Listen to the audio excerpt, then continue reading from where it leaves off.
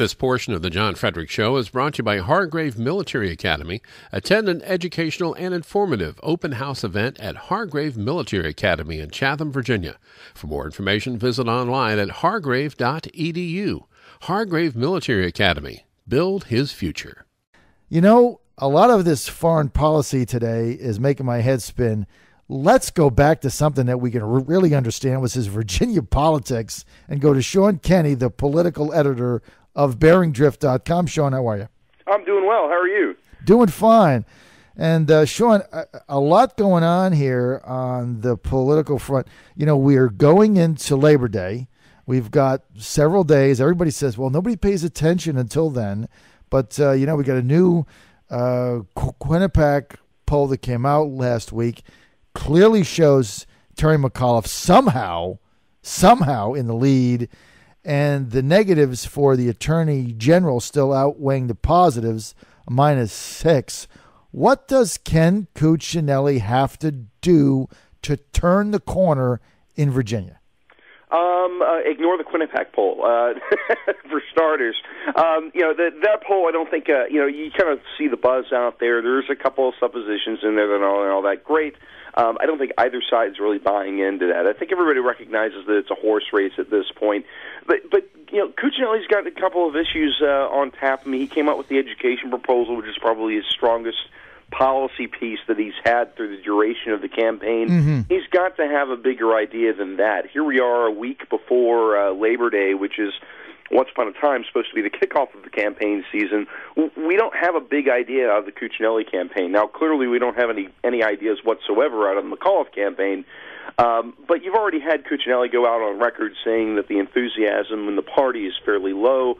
The Tea Partiers aren't fired up. Conservatives aren't fired up. Moderates certainly aren't fired up. You've got Bill Bowling on the wing smacking around Cuccinelli at every conceivable opportunity.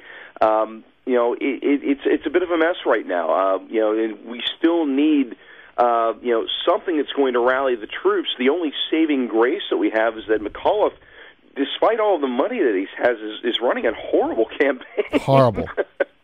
And so that helps at the end of the day. But still, we need a big idea. We need something that's going to motivate folks, get them out to the polls. We need clear contrast. And at this point in time, we're not quite seeing it yet. So that's what needs to develop. You can read Shaun every day. Go to BearingDrift.com. Shaun, here's my question. I mean, if conservatives and Tea Partiers are not going to get fired up over the candidacy of one Ken Cuccinelli, who are they ever going to get fired up for? Good question right there. I mean, this is where we're almost kind of, eating our own. But you look at the campaign, too. I mean, Ken Cuccinelli's he's a social conservative. That's where he earned his stripes. He ran as a social conservative. He had a voting record almost identical with some of the individuals that are criticizing today, Bill Bowling, for instance.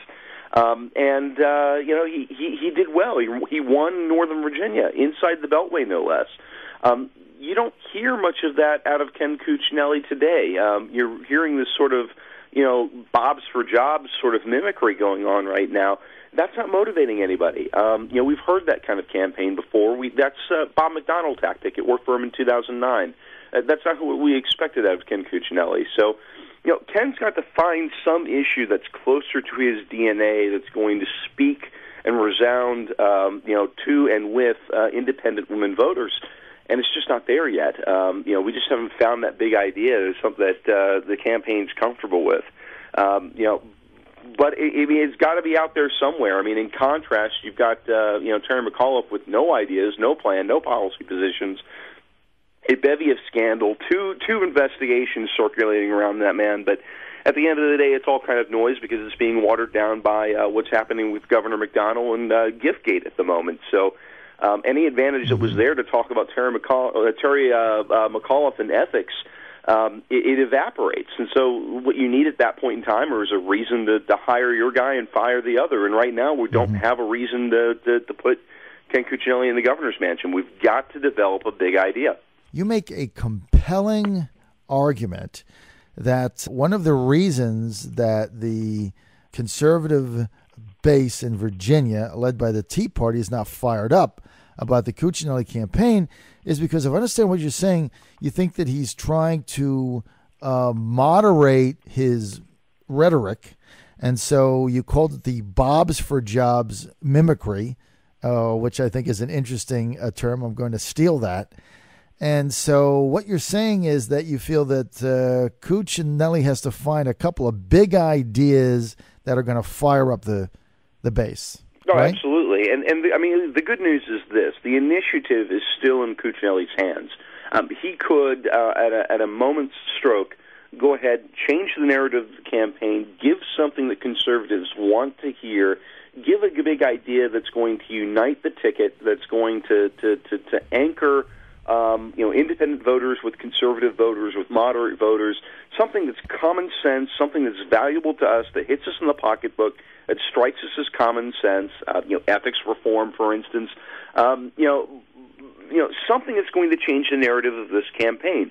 But we haven't seen it yet, and I'm sure that the Cuccinelli camp would point towards, well, they've issued 6 policy positions, the press hasn't reported on them, Bill Bowling's kind of scooping him every single time. The press isn't interested. The grassroots aren't interested.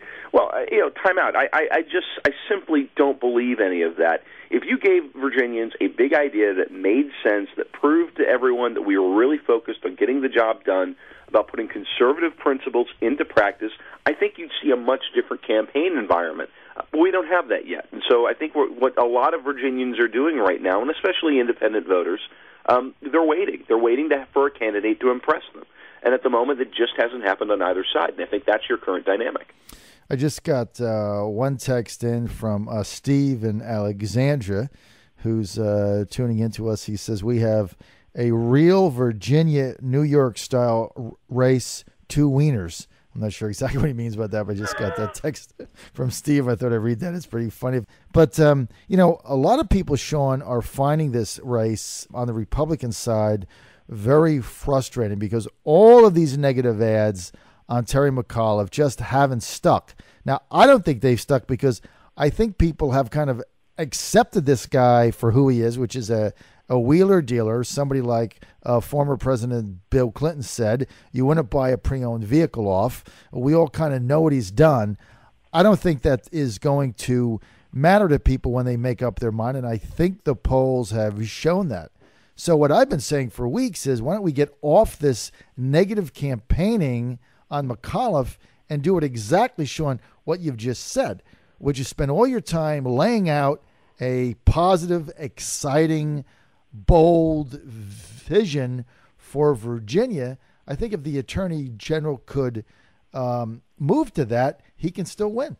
And let's be honest. I mean, Ken Cuccinelli is not this, this arch-conservative folks are pigeonholing him as. I mean, his record at the University of Virginia was one of fighting sexual assault. I mean, that's not exactly something that fits into the Democratic narrative, in terms of his war on women, quote unquote. Speaking of Anthony Weiner, he's